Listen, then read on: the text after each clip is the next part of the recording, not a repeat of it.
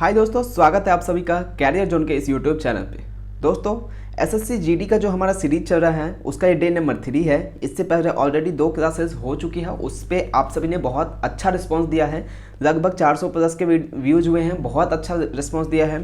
तो आप सभी का जो ये रिस्पांस है, मैं इसको कंप्लीट करने का कोशिश करूँगा। आप सभी के साथ हमेशा बना रहूँगा और कोशिश करूँगा आप सभी के लिए best of best content provide कराओ, ताकि आपका एग्ज़ाम का जो सिलेक्शन है एग्ज़ाम में वो सुनिश्चित हो सके।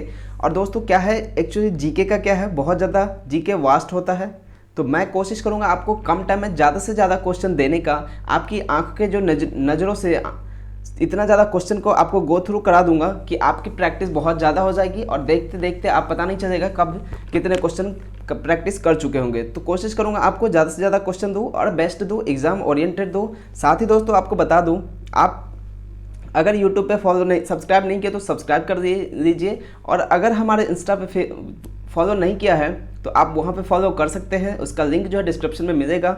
इंस्टा पे दोस्तों हमारा 227 यानी 2,27,000 स्टूडेंट ऑलरेडी फॉलो करते हैं। उनको free of cost current affair and GK question provide कराया जाता है। तो चलते हैं, आज का जो क्वेश्चन है उसको हम स्टार्ट करते हैं बिना किसी देरी के।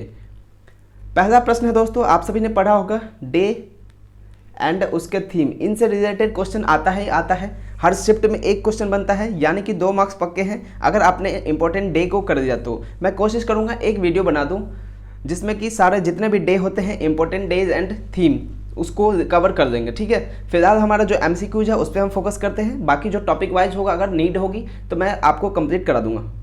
तो पहला प्रश्न देखते हैं। पहला प्रश्न है, यूनिसेफ दिवस किस तिथि को मनाया जाता है? यूनिसेफ दिवस किस तिथि को मनाया जाता है? ऑप्शन ए है 2 नवंबर, ऑप्शन बी है 11 दिसंबर, ऑप्शन सी है 5 जुलाई एंड ऑप्शन डी है 14 सितंबर।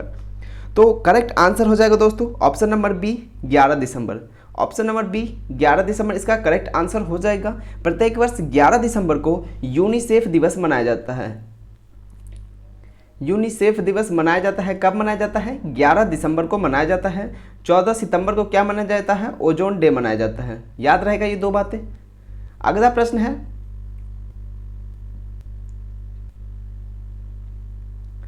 मुसलमानों के लिए पृथक निर्वाचन की व्यवस्था किस अधिनियम के तहत किया गया था? मुसलमानों के लिए पृथक निर्वाचन की जो व्यवस्था है, अधिनियम, किस अधिनियम के तहत किया गया था? निर्वाचन यानी इलेक्शन, यानी कि मुसलमानों का जो अलग से इलेक्शन की व्यवस्था किया गया था वो किस अधिनियम के तहत में किया गया था? 1909 अधिनियम, 1919 अधिनियम जिसको हम भारत शासन अधिनियम भी बोलते हैं, 1935 अधिनियम एंड 1947 अधिनियम। तो करेक्ट आंसर हो जाएगा दोस्तों इसका ऑप्शन नंबर ए 1909 अधिनियम के तहत दोस्तों मुसलमानों के लिए जो पृथक निर्वाचन की व्यवस्था थी उसको लागू किया गया था। तो 1909 इसका करेक्ट आंसर हो जाएगा। अगला प्रश्न है, बौद्ध धर्म की स्थापना कब हुई थी? बौद्ध धर्म की स्थापना कब हुई थी? कौन सी शताब्दी में हुई थी? आपसे इस ईयर तो आप सभी को पता ही होगा दोस्तों, ईयर कौन सी हुई थी ये सब तो, लेकिन यहाँ पे शताब्दी की बात कर रहे हैं। तो शताब्दी की बात करें तो देखते हैं कौन सा है। ऑप्शन ए है 3री शताब्दी, ऑप्शन बी 4थी शताब्दी, 5वीं शताब्दी या फिर 6ठी शताब्दी। तो इसका करेक्ट आंसर हो जाएगा ऑप्शन नंबर डी, यानी कि 6ठी शताब्दी में दोस्तों बौद्ध धर्म की स्थापना हुई थी। बौद्ध धर्म की स्थापना कब हुई थी? 6ठी शताब्दी में हुई थी। ऑप्शन डी इसका करेक्ट आंसर हो जाएगा। अभी हमने बौद्ध धर्म की बात की, अब हम इस्लाम धर्म की बात करते हैं। इस्लाम धर्म की स्थापना कब हुई थी दोस्तों? इस्लाम धर्म की स्थापना कब हुई थी? ऑप्शन ए 4थी शताब्दी, ऑप्शन बी 5वीं शताब्दी, ऑप्शन सी 7वीं शताब्दी और ऑप्शन डी 8वीं शताब्दी। करेक्ट आंसर है दोस्तों ऑप्शन नंबर सी, यानी कि इस्लाम धर्म की जो स्थापना है कब हुई थी? 7वीं शताब्दी में हुई थी। और बौद्ध धर्म की स्थापना कब हुई थी? 6ठी शताब्दी में हुई थी। तो याद रखना, बौद्ध धर्म की स्थापना कब हुई थी? 6ठी शताब्दी में। इस्लाम धर्म की स्थापना कब हुई थी? 7वीं शताब्दी में। तो दोनों चीज़ें आपको याद रखनी है, एग्जाम में कुछ भी पूछा जा सकता है, इंपॉर्टेंट है। नेक्स्ट है, विश्व का सबसे बड़ा प्रायद्वीप कौन है? विश्व का सबसे बड़ा प्रायद्वीप कौन सा है? अरब, ऑप्शन बी दक्षिण भारत प्रायद्वीप, option C Alaska and option D Labrador. तो अरब जो है दोस्तों विश्व की सबसे बड़ा प्रायद्वीप है। अरब option number A correct answer हो जाएगा। अरब विश्व का सबसे बड़ा प्रायद्वीप है। ऑप्शन ए इसका करेक्ट आंसर हो जाएगा। चलते हैं 6वां क्वेश्चन पे, और ये एसएससी का one of the favourite question है। हर एग्जाम में किसी न किसी शिफ्ट में आता है। क्वेश्चन है कि प्रोजेक्ट टाइगर की स्थापना कब हुई थी? प्रोजेक्ट टाइगर की स्थापना कब हुई थी? 1923, 1943, 1963 एंड ऑप्शन डी 1973, 1973। तो दोस्तों प्रोजेक्ट टाइगर की स्थापना जो हुई थी, प्रोजेक्ट टाइगर की स्थापना कब हुई थी? 1973 में हुई थी, जो कि ऑप्शन नंबर डी में है। तो ऑप्शन डी इसका करेक्ट आंसर होगा दोस्तों। और ये जो है एसएससी का one of the favourite question है, हर एग्जाम में एक दो शिफ्ट में पूछे जाते हैं। तो अगर वैसे तो आपको याद होगा, अगर नहीं है तो आप इसको रट देना आराम से कि कब क्या हुआ था प्रोजेक्ट टाइगर की स्थापना। 1973 इसका करेक्ट आंसर हो जाएगा। 1973 में प्रोजेक्ट टाइगर की स्थापना की गई थी। अगला प्रश्न है 7वें नंबर का, क्षेत्रफल के आधार पर विश्व का सबसे बड़ा शहर कौन है?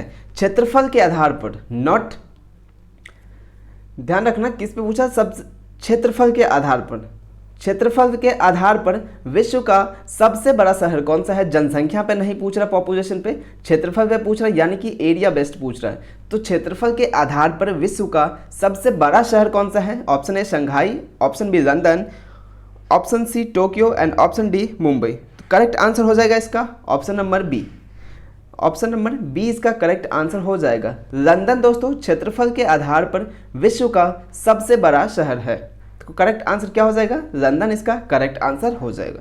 8वां प्रश्न है, भारत में सबसे अधिक निर्यात किस देश से होता है? भारत में सबसे अधिक निर्यात किस देश को होता है? यानी भारत किस देश को सबसे ज़्यादा एक्सपोर्ट करती है?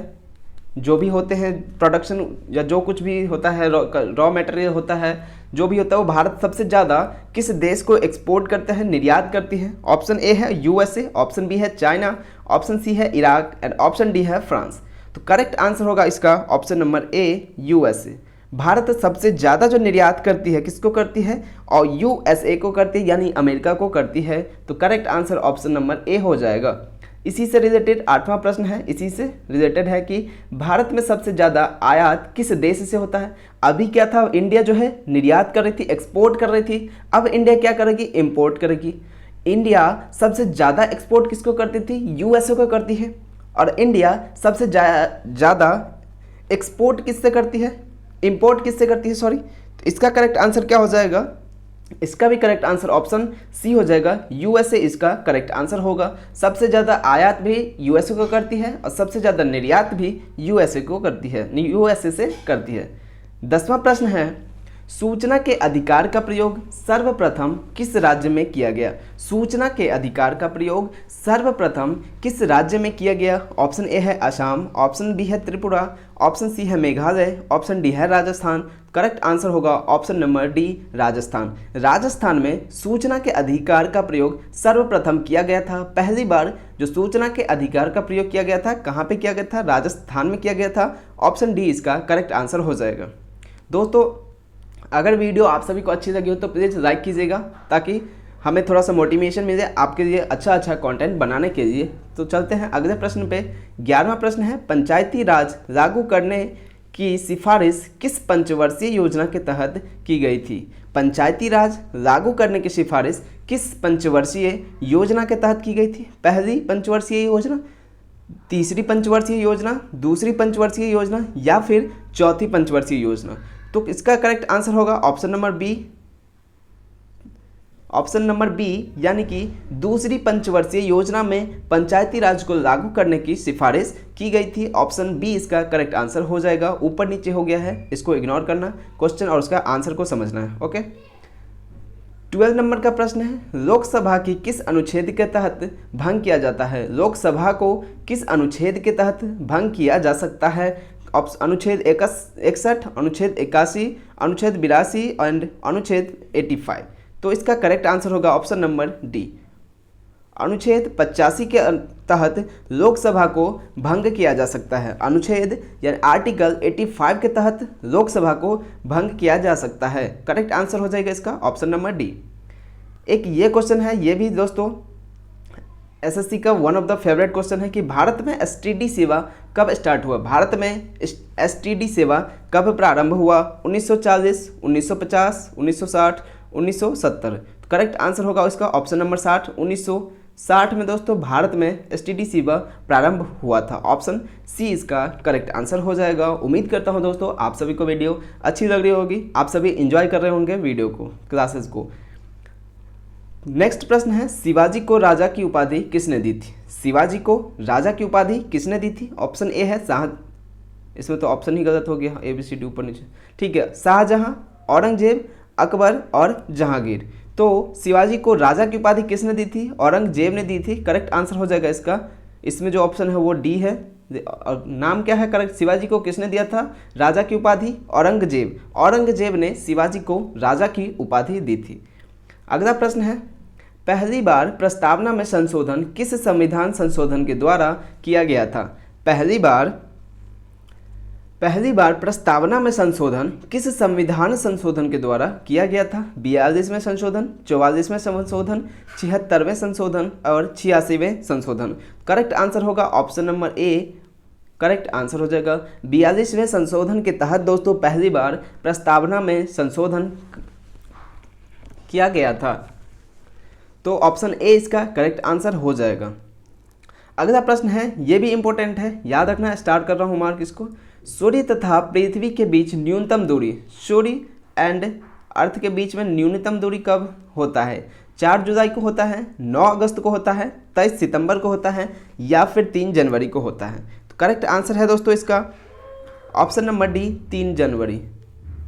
ऑप्शन डी इसका करेक्ट आंसर हो जाएगा। 3 जनवरी को दोस्तों सूर्य और पृथ्वी के बीच न्यूनतम दूरी होता है। वहीं बात करें मैक्सिमम डिस्टेंस किस दिन होता है, तो मैक्सिमम डिस्टेंस जो है यानी कि अधिकतम दूरी जो है वो 4 जुलाई को होता है। तो इस प्रश्न का उत्तर क्या हो जाएगा? ऑप्शन नंबर डी हो जाएगा। इस प्रश्न का दोस्तों उत्तर क्या हो जाएगा? ऑप्शन नंबर डी हो जाएगा कि नहीं हो जाएगा? सूर्य और पृथ्वी के बीच में न्यूनतम दूरी यानी कि मिनिमम दूरी कब होता है? 3 जनवरी को होता है। और अगर मैक्सिमम पूछे, अधिकतम दूरी पूछे, तो 4 जुलाई हो जाएगा करेक्ट आंसर।